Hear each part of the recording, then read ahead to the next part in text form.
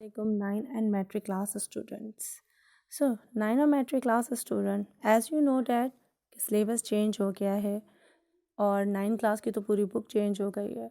तो जब 9 क्लास की पूरी बुक चेंज हुई है तो उसके अकॉर्डिंग हमारे पास बहुत सारे न्यू टॉपिक्स भी आए हैं और सबसे ज़्यादा स्पेस हमें ग्रामर में कवर किया है।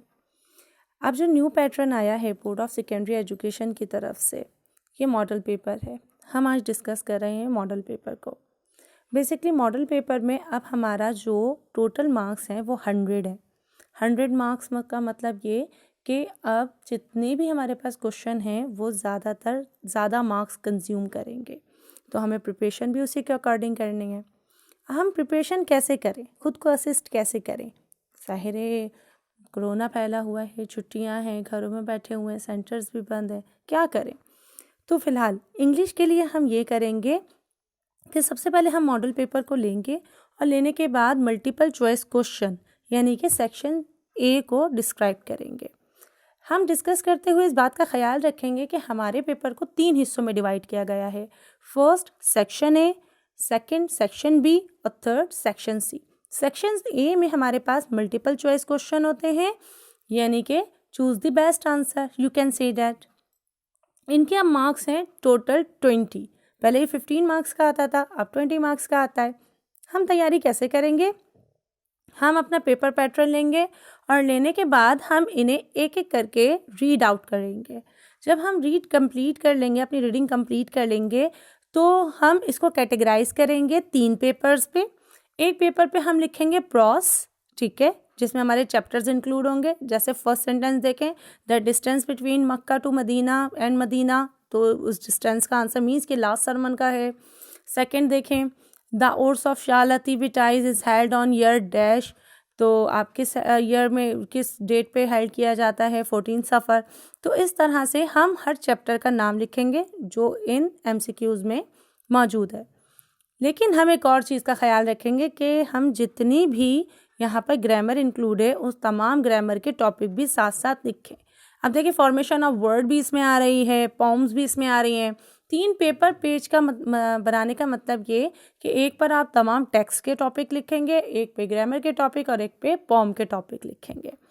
ये हो गया हमारा सेक्शन ए, जिसमें हम मल्टीपल चॉइस क्वेश्चन की बात कर रहे हैं और ये मौजूद है 20 MCQs पर। अब आ जाते हैं हम सेक्शन बी पर। सेक्शन बी बेसिकली कंसिस्ट करता है 45 मार्क्स। अब 45 नंबर मौजूद हैं जनाब, तो 45 नंबर सेक्शन बी को देने का मतलब कि अब इसमें क्वेश्चन नंबर 2A और 2B मौजूद नहीं है। यहाँ पर आपको क्वेश्चन नंबर 2 में सिर्फ 5 क्वेश्चन अटैम्प्ट करने हैं, जिसमें प्रॉस के क्वेश्चन भी हैं और पॉम के क्वेश्चन भी हैं, और ये है 10 मार्क्स का टोटल। यहाँ पर देखें, ये है टोटल 10 मार्क्स का। अब यहाँ जो क्वेश्चन आ रहे हैं उसमें देखें, what do you know about the poetry of Shah Latif. Second है व्हाट इज़ हिजरा, और इसी के साथ है second question what did this when did this event take place, और थर्ड क्वेश्चन है what happened to the poet when he lays on his couch. तो आपके पास जो क्वेश्चन आ रहे हैं, जहाँ जहाँ आपने MCQs लिखा था कि इन चैप्टर के MCQs हैं, इन पॉम्स के MCQs हैं और ये ग्रामर के टॉपिक हैं, अब ये चैप्टर नेम भी आप वहाँ लिखें कि ये क्वेश्चन नंबर 2 के इम्पॉर्टेंट चैप्टर्स हैं। ठीक, अब आपके पास कैटेगराइज हो गया कि कौन कौन से इम्पॉर्टेंट चैप्टर्स हैं जो MCQs में भी आ रहे हैं और क्वेश्चन आंसर में भी आ रहे हैं। अब सेक्शन बी का क्वेश्चन नंबर 3 देखें, डू एज डायरेक्टेड। ये बहुत पहले के पैटर्न में डू एज डायरेक्टेड ज़रूर आते थे, लेकिन ये अभी बीच में स्किप कर दिए गए थे क्योंकि पेपर पैटर्न चेंज होके RTCs आ गए थे। अब यहाँ देखिए कि आपके पास डू एज डायरेक्टेड में, यहाँ देखिए आपके पास डू एज डायरेक्टेड में सब चीज़ों को कैटेगराइज किया हुआ है। अब जहाँ आपने ग्रामर के टॉपिक लिखे थे ना कि हमारे पास MCQs में ये सारे ग्रामर के टॉपिक मोस्ट इंपॉर्टेंट है, हम इन्हीं को उसके साथ टच करेंगे। अब यहाँ फर्स्ट पे देखें, नंबर 1 पे 2 ब्लैंक्स हैं और दोनों में आर्टिकल ना लगाने हैं आपने। आगे देखें यूज़ आर्टिकल लिखा हुआ है।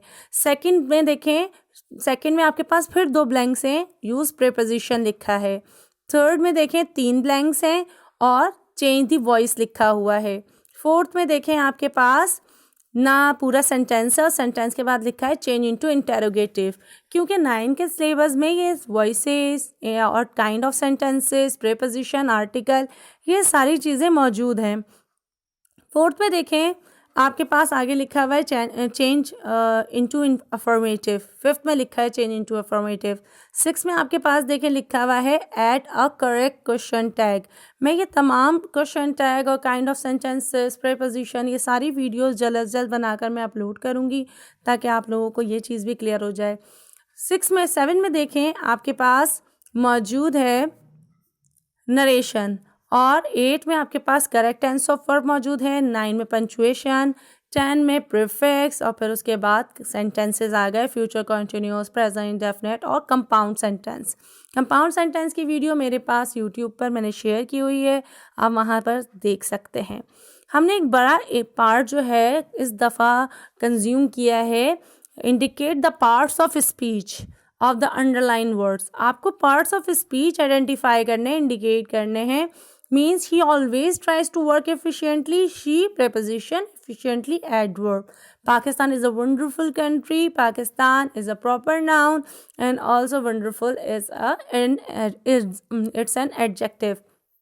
अब आप 3rd में देखें, इसी तरीके के आपको हर एक पार्ट ऑफ स्पीच को आइडेंटिफाई करना है और आइडेंटिफाई कर कर उसका नेम लिखना है। तो इट मीन्स कि अब आपको वर्क मल्टीपल चॉइस क्वेश्चन में नहीं मिल रहा और ये कंज्यूम कर रहा है 10 मार्क्स। मीन्स कि आपके पास डुएस डायरेक्टेड थे 20 मार्क्स के और आपके पास पार्ट्स ऑफ स्पीच हैं 10 मार्क्स के, तो 30 मार्क्स आपके ग्रामर के यहाँ मौजूद हैं।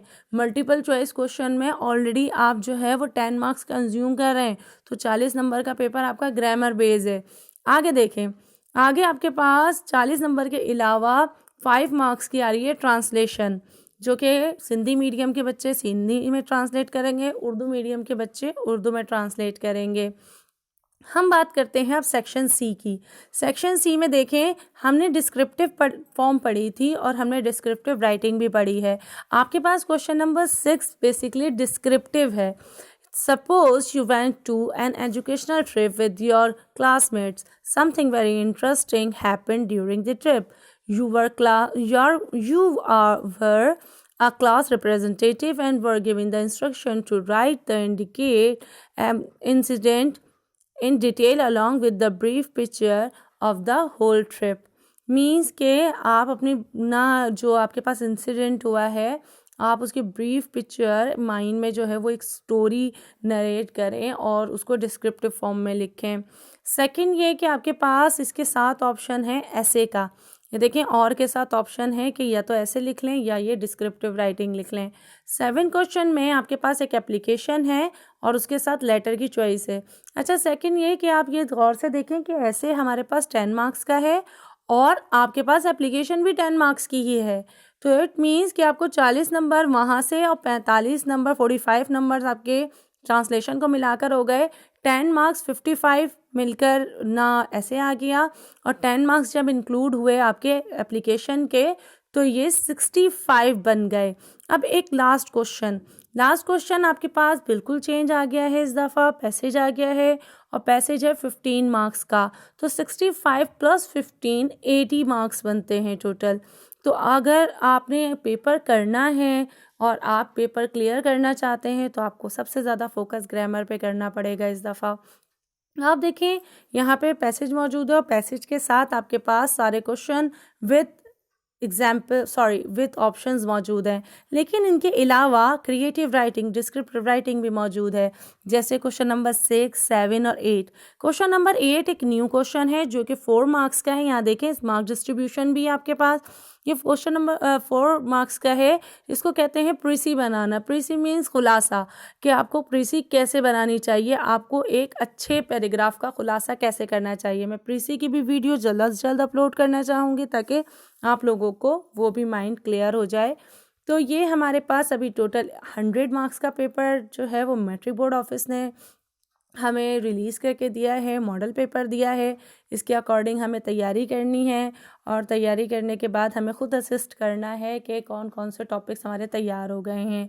आप हर चीज़ को लिस्ट आउट करें, लिस्ट आउट करके आप ज़्यादा बेहतरीन तरीके से प्रिपरेशन कर सकते हैं और आपके लिए आसानी होगी जब आप एग्ज़ामिनेशन हॉल में बैठेंगे। Thank you.